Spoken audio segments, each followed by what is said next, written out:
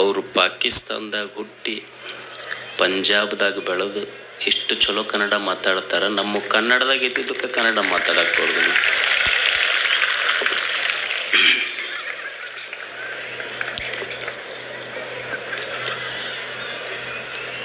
ಗವಿಸಿದ್ದಪ್ಪಜ್ಜನ ಜಾತ್ರೆ ಪ್ರತಿ ವರ್ಷವೂ ಸಹಿತ ಒಬ್ಬೊಬ್ಬ ಹೊಸ ವಿನೂತನ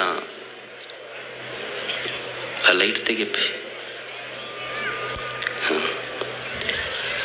ಕ್ರಿಯಾಶೀಲ ಸಾಧಕರನ್ನ ಈ ವೇದಿಕೆಯ ಮುಖಾಂತರ ನಿಮಗೆ ಪರಿಚಯಿಸಿದೆ.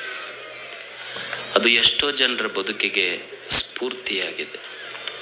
ಅಷ್ಟೇ ಅಲ್ಲ, ಇಲ್ಲಿ ಪರಿಚಯಿಸಿದ ವ್ಯಕ್ತಿಗಳು ನಿಮ್ಮ ಜಾತ್ರೆಯಲ್ಲೇ ಪರಿಚಯಿಸಿದ ವ್ಯಕ್ತಿಗಳು ನಾಡಿನ ಉದ್ದಗಲಕ್ಕೂ ಹೇಗೆ ಪರಿಚಯ ಆದರು ಅಂತಂದರೆ, ಸುಮ್ಮನೆ ನಮ್ಮ ಪಕ್ಕದ ಹಳ್ಳಿಯ ಕುಣಿಕೇರಿಯ ಹುಚ್ಚಮ್ಮ ಇವತ್ತು ರಾಜ್ಯ ಪ್ರಶಸ್ತಿ ತೆಗೆದುಕೊಳ್ಳುವವರೆಗೂ ಹಾಗೆ ಪರಿಚಯಿಸಿದ್ದು ಗವಿಸಿದ್ದಪ್ಪಜ್ಜನ ಈ ಜಾತ್ರಾ ವೇದಿಕೆ. ಅಂಥ ಅನೇಕ ಸಾಧಕರನ್ನ ಈ ವೇದಿಕೆ ಪ್ರತಿ ವರ್ಷ ನಿಮ್ಮ ಕಣ್ಣು ಮುಂದೆ, ನಿಮ್ಮ ಮನದ ಮುಂದೆ ತಂದು ನಿಲ್ಲಿಸ್ತದೆ. ಈ ವರ್ಷ ಈ ನಿಮ್ಮ ಜಾತ್ರೆಗೆ ವಿಶೇಷ ಸಾಧಕರಾಗಿ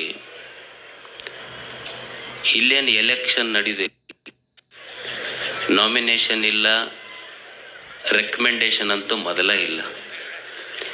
ಇಲ್ಲಿ ಎಲೆಕ್ಷನ್ ನಡೀಲಿ, ಏನಿದ್ರು ಗವಿಸಿದ್ದಪ್ಪಜ್ಜ ಸೆಲೆಕ್ಷನ್ ಮಾಡ್ತಾನೆ ಅವ್ರಿಗಷ್ಟೇ. ಇಲ್ಲ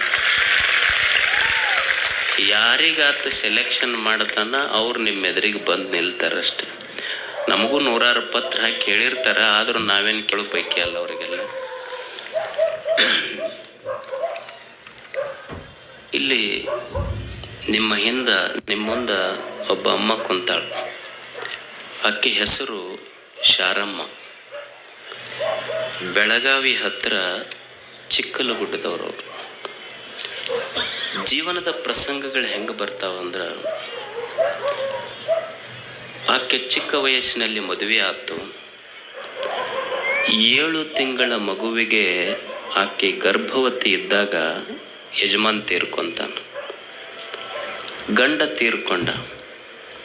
ತೀರ್ಕೊಂಡ ಮೇಲೆ ಆಕೆಗೆ ಮಗ ಹುಟ್ಟತಾನ. ಮಗನ ಜೀವನಕ್ಕೆ ಏನು ಮಾಡಬೇಕು, ಹೊಲ ಇಲ್ಲ, ಇದ್ದೊಂದಿಷ್ಟೇನೋ 1 ಎಕರೆ ಹೊಲ. ತಂದೆ ಸಹಕಾರದೊಂದಿಗೆ ಏನೋ ಕೆಲಸ ಪ್ರಾರಂಭ ಮಾಡ್ತಾಳೆ. ಆಕೆ ಓದಿದ್ದು ಬರೀ 3ನೇ ಕ್ಲಾಸ್. ನಿಮಗೆ ಆಶ್ಚರ್ಯ ಅನ್ನಿಸ್ಬೋದು. ನಾನು ಕೇಳಿದೆ ಅಮ್ಮಗೆ, ಆಕೆ ಒಂದೇನೋ ಕೆಲಸ ಮಾಡ್ತಾಳೆ, ನೀ ಎಷ್ಟು ದುಡಿತೀಯಮ್ಮ ಅಂತ ಕೇಳಿದೆ ನಾನು. ಪ್ರತಿ ವರ್ಷ 50 ರಿಂದ 60 ಲಕ್ಷ ದುಡಿತೀನಿ ರೀ ಅಪ್ಪರ ಅಂತ ಹೇಳಿದೆ.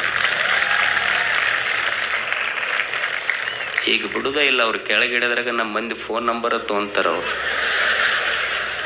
ಏನಾರ ಮಾಡ್ತೀರಿ ಹೇಳ್ರಿ, ನಮಗೊಂದು ಸ್ವಲ್ಪ ವಿದ್ಯೆ ಕಲಿಸ್ಕೊಡ್ರಿ. ಏನು ದಾರ ಕಟ್ಕೊಂಡಿರಿ, ಏನು ಮಾಡಿರಿ ನೀವು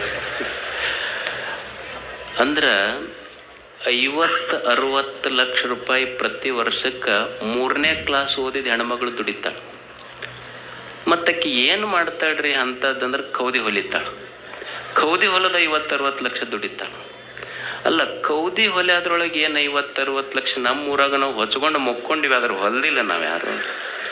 ಅಂಥದ್ದೇನೈತ್ರಿ ಅಂದ್ರೆ, ಅಕ್ಕಿ ಹೊಲದ ಕೌದಿ ಅಮೇರಿಕದವ್ರು ತೊಗೊಂತಾರೆ. ಅಮೇರಿಕಕ್ಕೆ ಎಕ್ಸ್ಪೋರ್ಟ್ ಮಾಡ್ತಾಳೆ ಕೌದಿ. ಆಮೇಲೆ ನಾ ಕೇಳಿದೆ, ಅಲ್ಲಮ್ಮ ಮತ್ತು ನೀ ಅಮೇರಿಕದವ್ರಿಗೆ ನಿನ್ನ ಕೌದಿ ಕಳಿಸ್ತಿ, ನೀವು ಓದಿದ್ದು 3ನೇ ಕ್ಲಾಸ, ಮತ್ತು ಭಾಷೆ ಹೆಂಗೆ ನಿನಗಂದು? ಯಪ್ಪ, ನಾ ಇಂಗ್ಲೀಷ್, ಹಿಂದಿ, ಮರಾಠಿ, ಕನ್ನಡ, ಕೊಂಕಣಿ 5 ಭಾಷೆ ಮಾತಾಡ್ತೀನಿ. PhD ಅವರು ನನ್ನಂಗೆ ಇಂಗ್ಲೀಷ್ ಮಾತಾಡೋದಿಲ್ಲ. ಹಂಗಂದಿದ್ದಕ್ಕೆ ನಾ ಇಂಗ್ಲೀಷ್ನಾಗ ಮಾತಾಡಿಲ್ಲ, ಒಟ್ಟು ಕನ್ನಡದಾಗ ಮಾತಾಡಿನ ಆಕೆ ಜೊತೆಗೆ. ಮತ್ತಷ್ಟೇ ಅಲ್ಲ, 50-60 ಮಂದಿಗೆ ಕೆಲಸ ಕೊಟ್ಟಾಳೆ ಹೆಣ್ಮಗಳಾಕಿ. 3ನೇ ಕ್ಲಾಸ್ ಓದಿದ ಹೆಣ್ಮಗಳು. 3ನೇ ಕ್ಲಾಸ್ ಓದಿದ ಹೆಣ್ಮಗಳು 5 ಭಾಷೆ ಮಾತಾಡಿ 50 ಮಂದಿಗೆ ಉದ್ಯೋಗ ಕೊಟ್ಟು 50-60 ಲಕ್ಷ ರೂಪಾಯಿ ವರ್ಷಕ್ಕೆ ದುಡಿತಾಳಂದ್ರೆ ನಾವೇನಂತೀವಿ